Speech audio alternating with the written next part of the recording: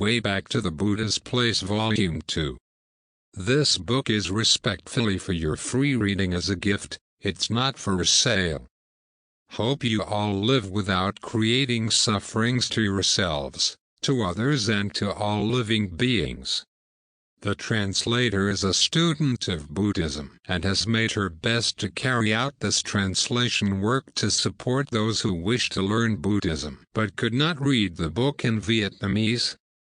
However, there would be areas of the work where correction or improvement may be needed.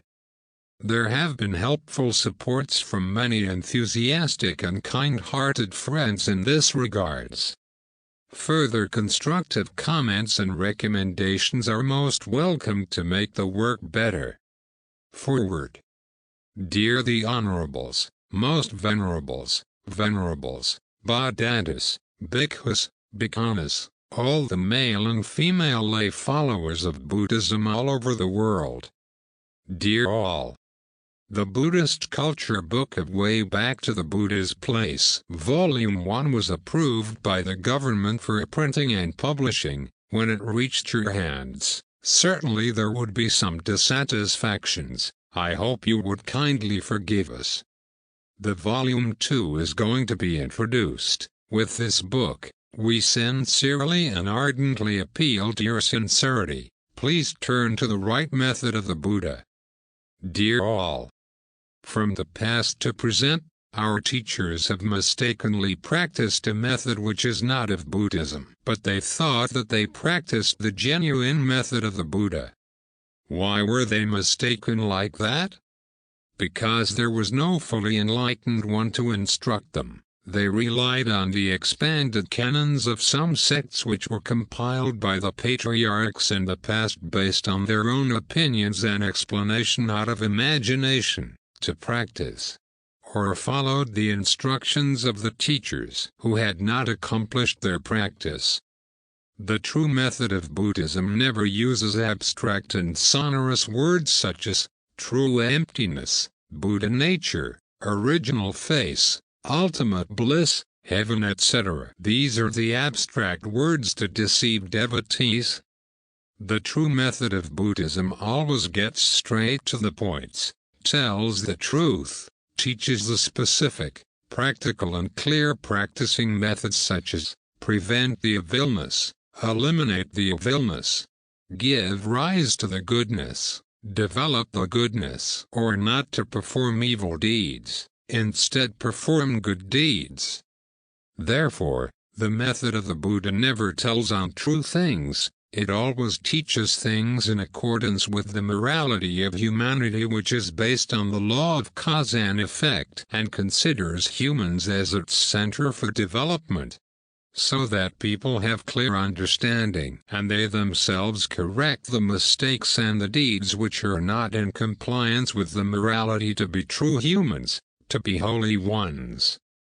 As Buddhism has ascertained, holy ones do not come from anywhere else but from human beings. Outside human beings, holy ones cannot be found.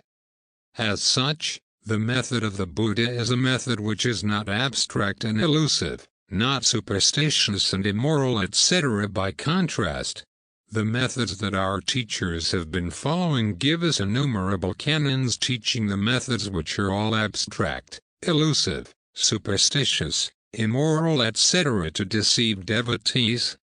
Step by step, we will debunk the deceitful nature of these canons for your contemplation. It has killed our teachers of so many generations for so many centuries, and it continues to kill the ideologies of our future generations. There is a method which is immoral, vague, abstract, superstitious and backward and pretends to be of Buddhism. That method has very sonorous names of Mahayana, the supreme vehicle, Buddhayana. With these grand names, its purpose is to belittle the genuine original Buddhism and push the genuine original Buddhism to a narrow corner of Hinayana, Sravakayana, Pratyeka Buddha vehicle, and gradually turn the true method of Buddhism into the heretical method. By doing so, it can easily promote its methods to deceive the Buddhist devotees. Our teachers have been deceived by these methods for long. All of them are the victims of these methods. Dear all, our teachers and honorables in the past practiced in the wrong path of these expanded methods, therefore their practice results were worthless. They only lived in the dream of metaphysical world of Buddha nature, Nibbana, ultimate bliss etc., which deceive people with empty words of consolation in these canons. One has to practice in innumerable lives to become Buddha.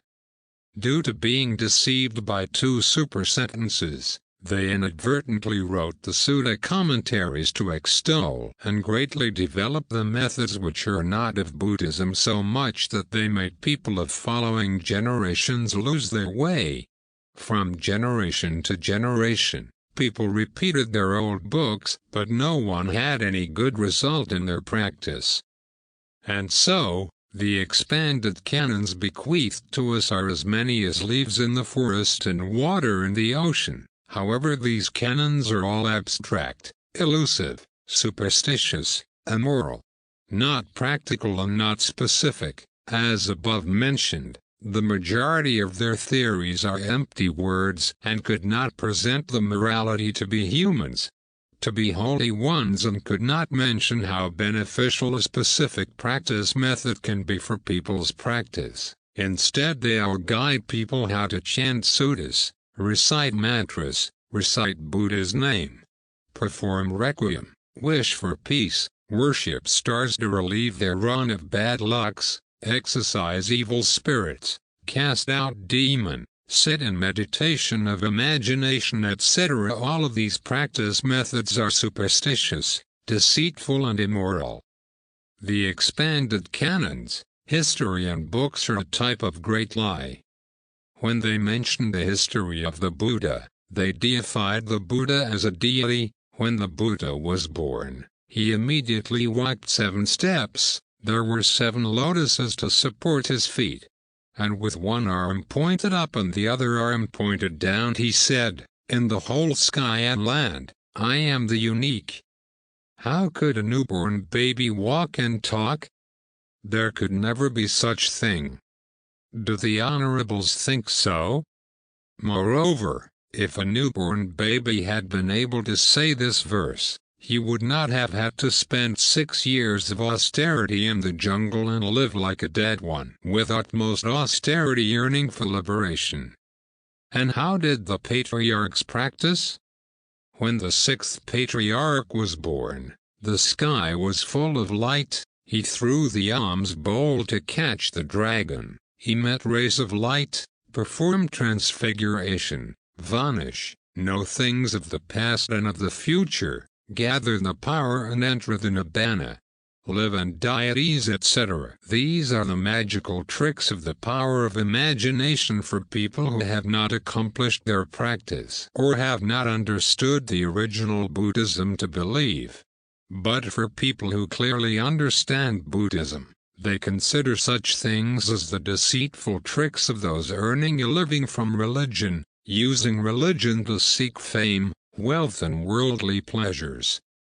Dear all, despite things being mentioned by the expanded canons, history and books, none of the teachers could do such things. In front of our eyes, before dying, all teachers suffered sickness and pains. They were miserable as they could not independently walk or suffered hemiplegia and thus stayed at one place. They received so much bitterness of their practice life, it meant they still had the mind of greed, anger, ignorance, resentment, sorrow and suffering etc. till the final moment of their life. Alas! When they realized that they had practiced wrong method, their time gave out. That is the case of those who were still conscious. However, there were those who, even at the moment of their death, still did not know that they had practiced wrong method and were living in the dream in the labyrinth of metaphysical world of Pure Land. Buddha nature, etc. Particularly the honorables who were well known amongst devotees died in terrible sufferings. Nonetheless, they did not know they had practiced wrong method. We ourselves witnessed these occurrences. Regarding the teachers who lived 17 or 18 centuries ago, how did they gather their power and enter Nibbana? In their canons, there was no clear and specific mention of their way of gathering power and entering Nibbana like the Buddha. They only use the empty words of gathering power and entering Nibbana in the deceitful manner. By contrast, in the original canons, the Buddha gathered power and entered Nibbana at ease as the master of life and death in a clear and specific manner as described in the Mahaparinibbana Sutta of the system of the Digha Nikaya long discourses. When the Buddha said his final words of testament, he entered the first concentration, the second concentration, the third concentration, and the fourth concentration, back and forth 3 times. And then he entered the fourth concentration, coming out of the fourth concentration, leaving the body of retribution and entering the Nibbana. When the Buddha entered the 4 concentrations, back and forth 3 times and to the fourth concentration, left the body of retribution at ease as the master of life and death clearly and specifically, this act is the nonverbal testament of the Buddha for the people of following generations. Therefore, no one dares to defame or refute the 4 noble concentrations of Buddhism, or consider them as vague and abstract to deceive people as in the case of other meditations, which often say empty words of gathering power and entering Nibbana vaguely and abstractly to deceive our teachers and also us at present. Because of our belief in these teachings, we practiced and put our life at risk, practiced and made the face tense, the head heavy, the chest tight, the hip painful, and sometimes our nerve system was disordered and we became mad or lost our minds, etc. How did our teachers in the faraway past practice? We did not see and only read in the canons about this. As for our teachers in our times, we saw with our eyes their life and death very clearly as mentioned above. Firstly, in their life of practice, their minds of greed, anger, ignorance, conceit and doubt still remained, therefore, their anger was not less than the ordinary people. Secondly, before dying, all the most venerables were in sicknesses and subjected to so many sufferings in bed for at least 6 months, or 2, 3 years in the case of paralysis. They stayed at one place, their eating and toileting also were at one place.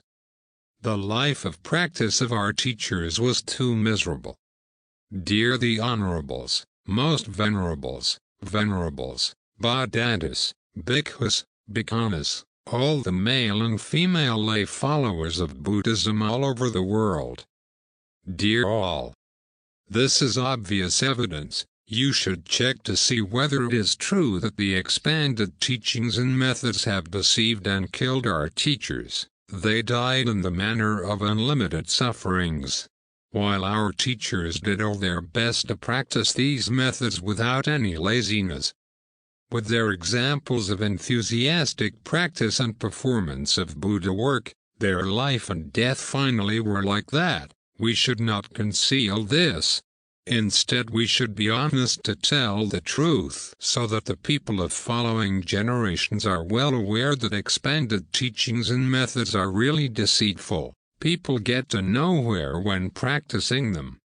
Only because of fame and wealth, the people of previous generations have lied to the people of following generations, and this lie has been continued for over 25 centuries. None of our teachers could master the life and death like the Buddha because they practiced the wrong method of heresy, of explanation out of imagination of the scholars. Dear all, at present, you are the teachers of the monks, the nuns, the male and female Buddhist followers all over the world. You should examine your minds and bodies, with your religious age of more than 40, 50 years, and now some of you are 70 or 80 years old. Some of you hold the positions of leader of the Buddhist congregation, deputy leader of the Buddhist congregation, abbot of a monastery, head of Buddhist university, etc. What have you been able to master among the four sufferings of human life, that is life, aging, sickness and death? Regarding life, what have you been able to master? Have you finished greed, anger and ignorance? If you say that you have finished them, why do you still eat not in accordance with the precept of eating 1 meal per day? Why do you like to live in huge pagodas with big towers? Why aren't you satisfied to live with basic material conditions, with 3 pieces of clothing and an alms bowl, to go and beg for food at each house, to wear the clothing made of the cloth used to wrap corpses or scraps of fabric like the Buddha in the past? Only by doing so can you say that you have finished the craving. Anger means the mind of deep and strong resentment. If you say that you have finished anger, you yourselves know this better than anyone else, but when you meet adverse situations, why do your faces become so red, and why do you shout so violently? Aging means the body becomes old and weak, the hands and legs tremble, the physical body is feeble, the skin is shriveled, and the face is skinny. If you have entered the unshakable mind or the second concentration, you would see clearly that the impermanence of cause and effect no longer has influence to make your physical body weak, feeble, trembling or having difficulty in walking. It is very specific and clear. However, if you have not entered it, you are similar to the blind not knowing the colors except for the deep black color of the night. Sickness means aches and pains in the body. Definitely you will not be able to avoid these sufferings, and you also cannot hide them from anyone. Right now your bodies are in sicknesses. Today with one disease, tomorrow with another disease. Today the bodies have pains in certain place, tomorrow in other places. At present your bodies depend on medicines, brown rice and salted sesame, fasting, injection and acupuncture, acupressure, coin rubbing, doing sport, tai chi and yoga meditation. You particularly try to eat many meals per day to provide sufficient nutrition to the bodies, with a wish that you can have some more days of life. Indeed, people doing such practice are cowards. They do not deserve to be the disciples of the Buddha. Death means the body no longer functions and no longer breathes. If you cannot enter the fourth concentration and stop the breath, you can hardly master this life and death. Dear all, you have followed the expanded teachings and methods to practice. Have you mastered one of the four sufferings as mentioned above? If you have not yet been able to master one of the four sufferings, you should be judicious, not for any other reason but for the sake of all people on this planet. You should tell the truth so that people would not waste their efforts, energy, assets, practice efforts, money for printing expanded canons. Printing expanded canons does not bring any benefit for this life, but actually harm people, because this expanded method teaches people to beseech other power. Therefore, practitioners no longer have self-reliant power. They always beseech, ask, worship for other power, etc. Expanded canons deceive people with all different forms of abstraction, superstition, magic, and only Buddhist devotees are subjected to all these sufferings. We are sure that when you practice the expanded methods, you can never master these four sufferings. It is you who are not brave enough to tell the truth. But because of not having courage to tell the truth, you create sufferings to yourselves and also to so many other people. You not only create sufferings to yourselves and to others, but also kill Buddhism and the moral foundation of Buddhism, which is based on causality law and considers humans as its center for development. Even though you try to keep secret from people, your life of breaking the precepts and violating the precepts is an eloquent demonstration that you have not mastered the life. Not having been able to master the life means you cannot master the death. The specific proof is that when you die in diseases and in sufferings. These are the phenomena that under no circumstances can you hide from devotees and other peoples. We know very clearly that you lecture very well, however your words do not go together with the mind of liberation, therefore you should examine yourselves. You should not imitate our teachers to tell untrue things. Their words are in one way and their deeds are in a different way.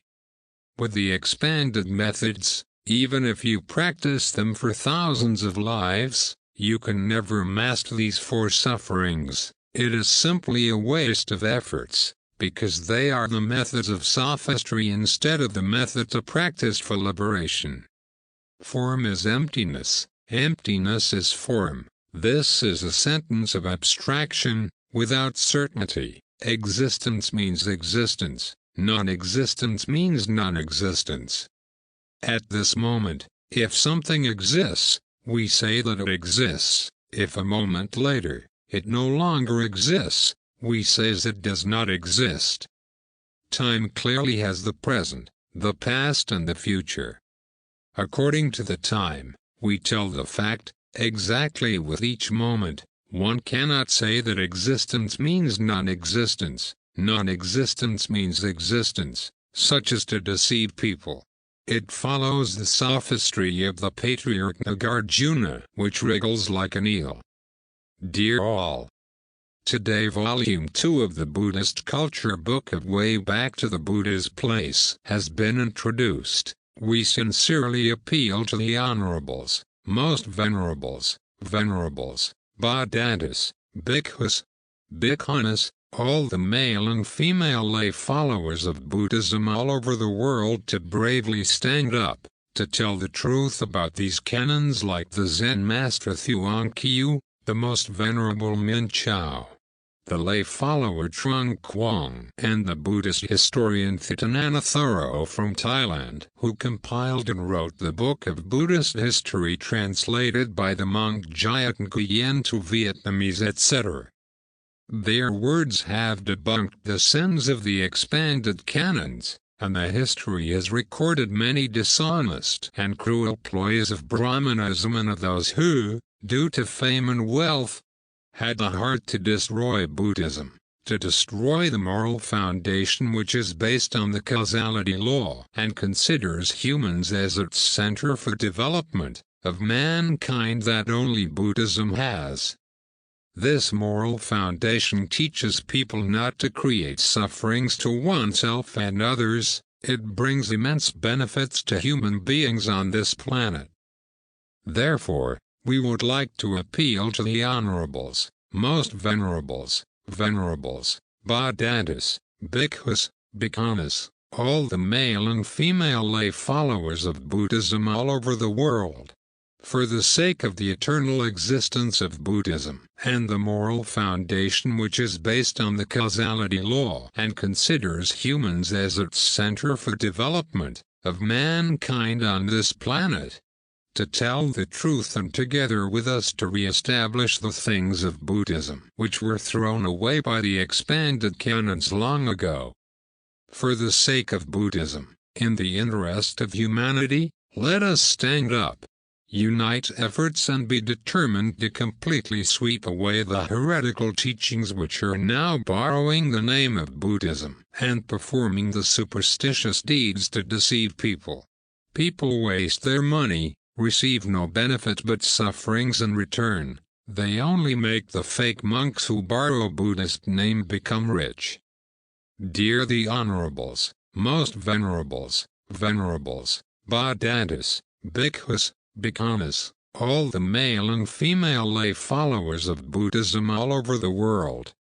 Please judiciously discern what the right method of Buddhism is and what the wrong method of heresy is. Strongly demolish the sophistry of Nagarjuna, Asanga, Vansabandhu, Asvaosa, etc.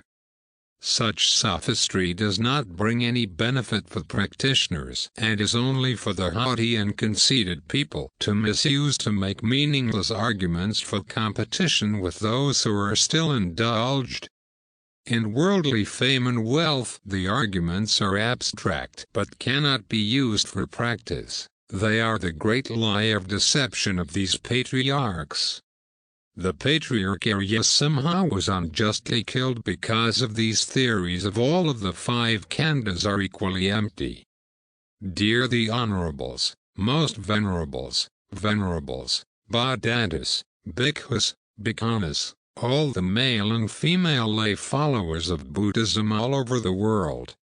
If you keep following the steps of these patriarchs, all monks and nuns of Buddhism would run after worldly fame and wealth, and thus there would be no virtues and conducts to be humans and to be holy ones, and thereby forever Buddhism would only be a target for ordinary people to defame. Dear all, people have been satirized Buddhism too much, and this makes the monks nuns of young generation have feeling of low self-worth with the Buddhist robe. Poor them. If you do not flatly sweep away the heretical teachings hiding in Buddhism to make Buddhism good again but continue to follow the steps of the patriarchs, then definitely Buddhism will be destroyed. Dear all, after reading 10 volumes of the Buddhist culture book of Way Back to the Buddha's Place, you should be calm to contemplate our words to see if our words are right or wrong. If the patriarchs are worth our belief and following with all our hearts or not.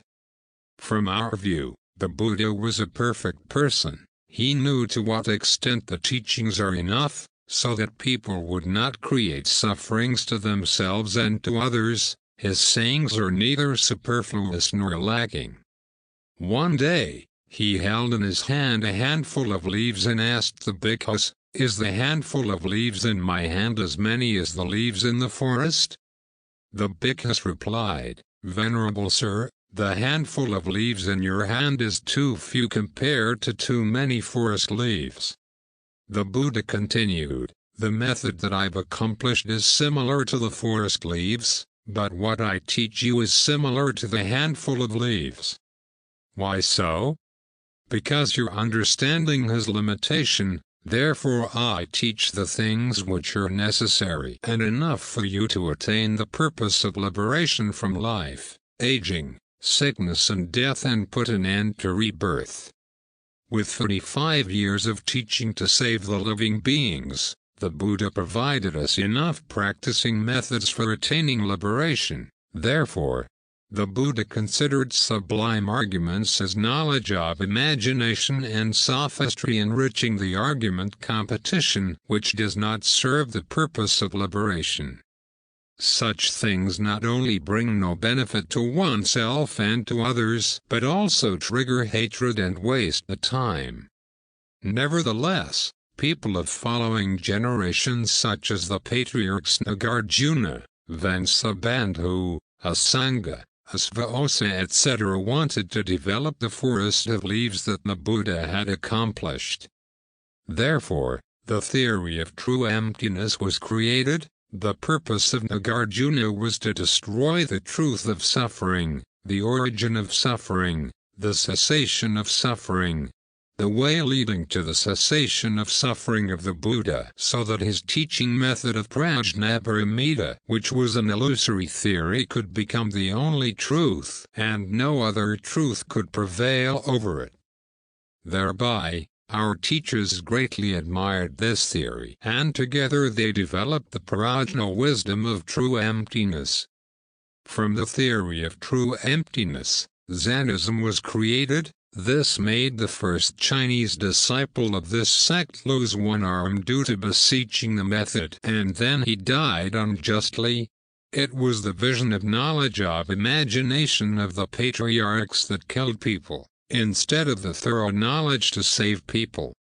From then, it brought too many disasters to human beings. So many practitioners have destroyed one part of their bodies to beseech the true emptiness method as taught in the Lotus Sutta. Take the whole body or destroy one part of the body to offer the Buddhas to beseech the method.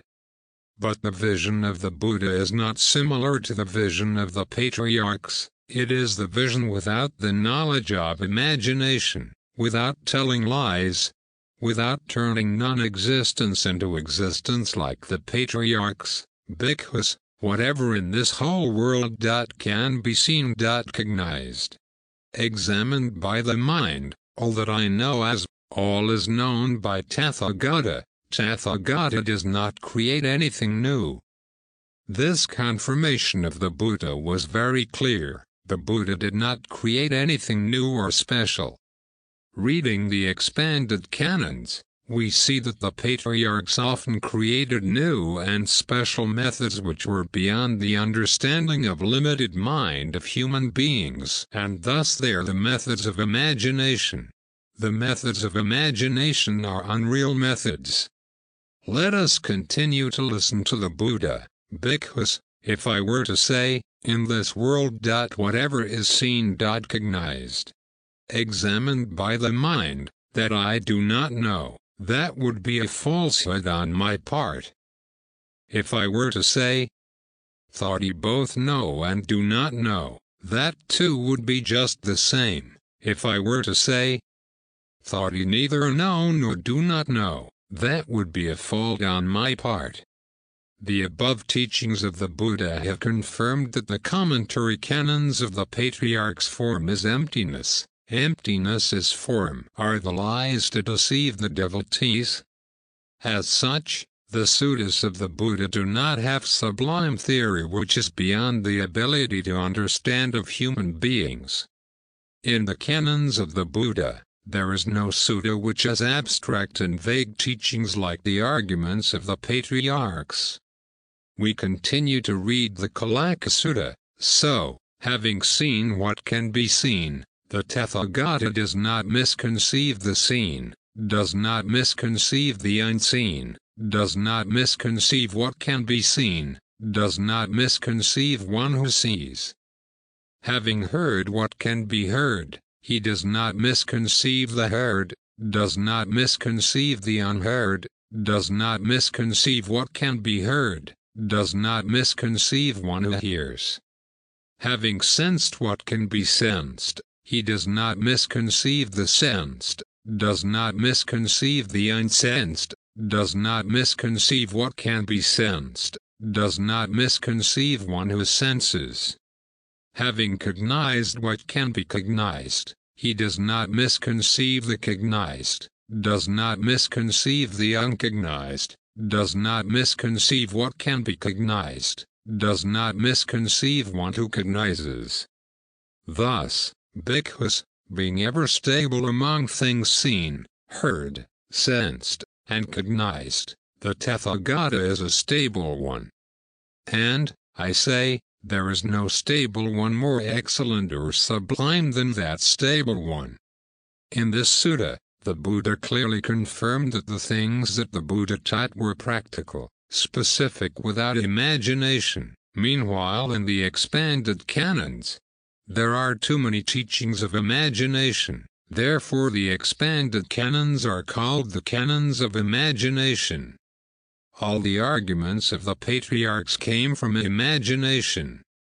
In the Kalaka Sutta, the Buddha clearly told us that sutta of imagination is the sutta of lies. Thereby our teachers practiced with all their efforts, but they did not gain any result. Instead they gained illusory feelings.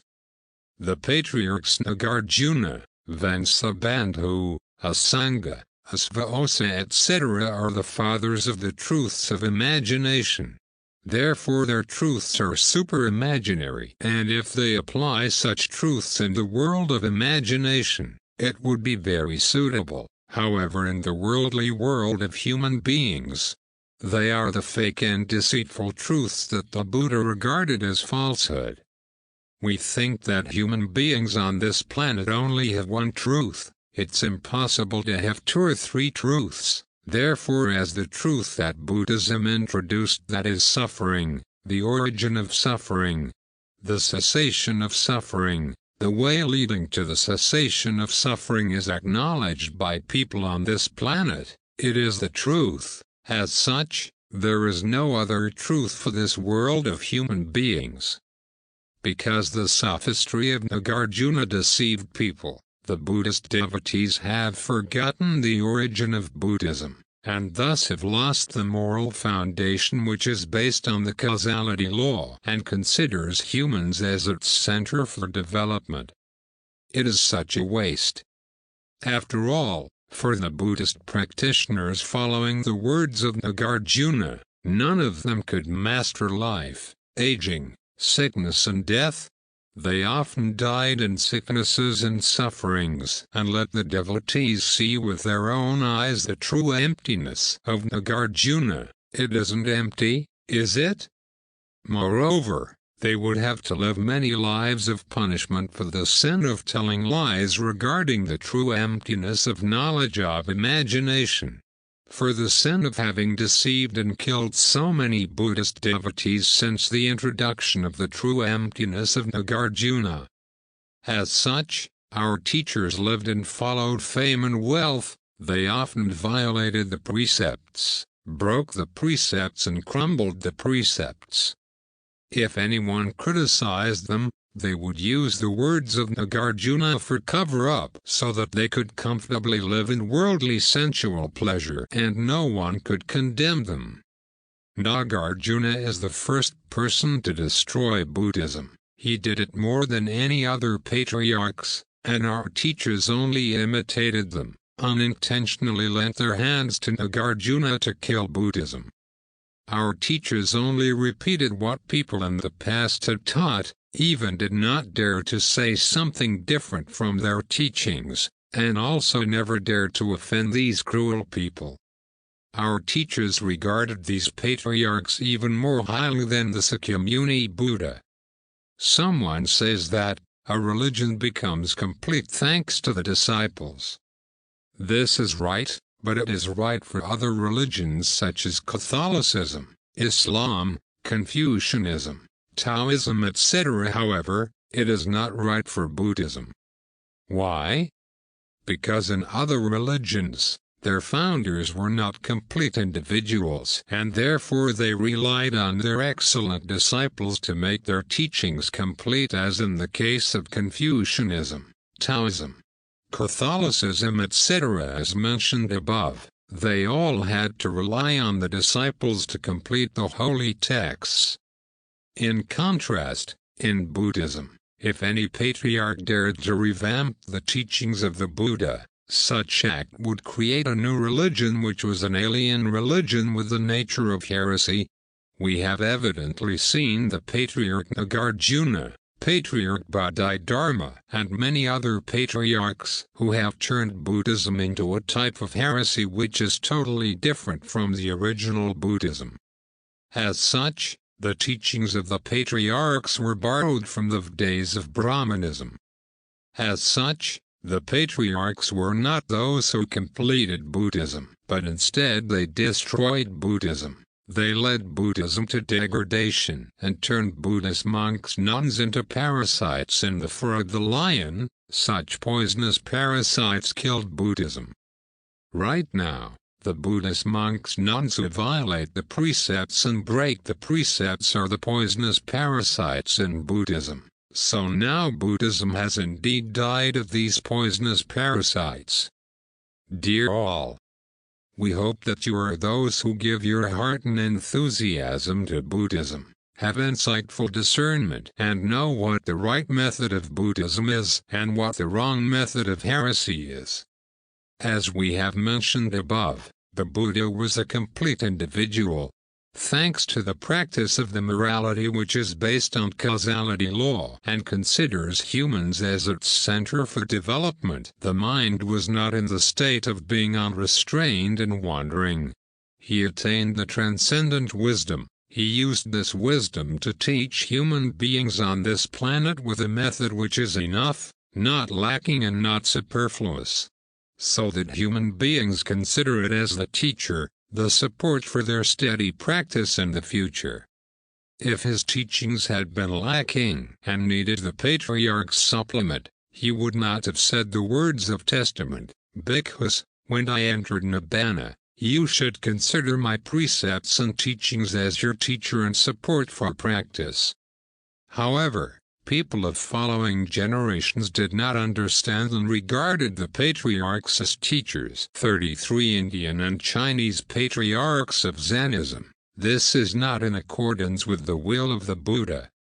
They kept relying on the teachings of the patriarchs to practice and thus broke the precepts, violated the precepts and crumbled the precepts. Therefore their minds did not abandon desire and of illness. As a result, the majority of them entered the concentrations of imagination, which were the concentrations of heresy. Therefore, Buddhist monks' nuns practiced for a long time, but the result is worthless. They cannot enter concentrations. They also do not have conducts and virtues. Instead, they are good at lecturing with deceitful words to lie and deceive people, making practitioners practice in a half-dead, half-alive manner. As such, the teaching of the Buddha is the complete teaching for heavenly and human beings to practice. Therefore, anyone daring to change or add or cut details is the extremely insane person who wants to do better than the Buddha but would finally become the monster or evil lord, etc. Nevertheless, there were people of following generations who were desirous of fame and dared to do such thing, and thus led all Buddhist devotees to the impasse. Hence, the evidence at present is that no Buddhist devotee strictly observes the precepts in one's practice. None can enter the Four Noble Concentrations, carry out the Three Insights and master the life, aging, sickness and death, as well as put an end to rebirth. Dear the Honorables, most venerables, Bhaddantas, Bhikkhus, Bhikkhunis, all the male and female lay followers of Buddhism in Vietnam in particular and in all the countries of the world in general. Once again, we would like to appeal to you for the future of Buddhism, for the sake of human beings on this planet who need the moral foundation which is based on the law of cause and effect, considers humans as its center for development, and teaches people not to create sufferings to oneself and to others, and only Buddhism has such moral foundation. We only wish that together with us, you would stand up to demolish and completely sweep away the methods which are abstract, illusory, superstitious, as well as the vague and useless sophistry of Buddhist scholars everywhere in the world which have been inserted in the teachings of the Buddha. We should carry out a purification, give back Buddhism what belongs to Buddhism, sweep away and burn all things which do not belong to Buddhism. We should not allow such things to remain in Buddhist teachings to pollute Buddhism. For so many centuries, due to these polluted canons, our teachers have practiced with worthless result. They did not even know the precepts of virtues for being true humans, let alone the precepts of virtues for being holy ones.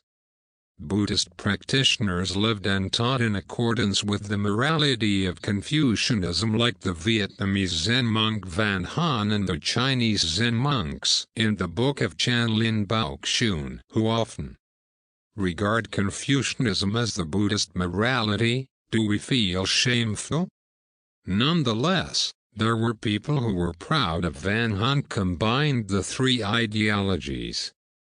Meanwhile, Buddhism has a great moral foundation which is based on the law of cause and effect and considers humans as its center for development. No other religion can have a better moral foundation than it. Dear the Honorable Theras, we sincerely wish that you would not, because of any season, ignore or sidestep or turn a blind eye to this to let the house of Buddhism be like a contagion spreading everywhere.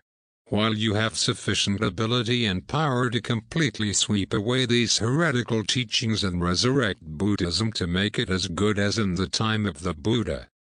You have all the materials of original teachings of the Buddha, so why do you procrastinate?